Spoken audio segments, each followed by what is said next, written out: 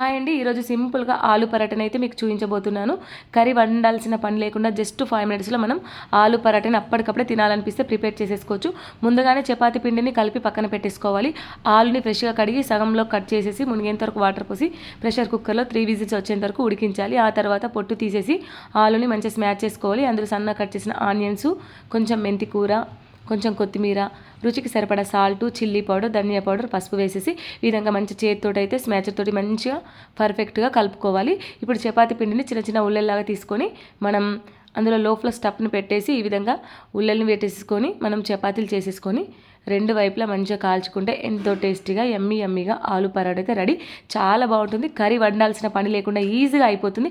అలాగే దీనికి కాంబినేషన్ ఒక గడ్డ పెరుగుని తీసుకొని ఇలా గిలకొట్టుకొని అందులో రుచికి సరిపడా సాల్ట్, చిల్లీ పౌడర్, కొద్దిగా వాటర్ పోసుకొని కలిపేసుకొని ఈ కాంబినేషన్ ఆలు పరాటాకి చాలా బాగుంటుంది. మీరు కూడా తప్పకుండా ట్రై చేయండి. వీడియో నచ్చితే ప్లీజ్ సబ్స్క్రైబ్.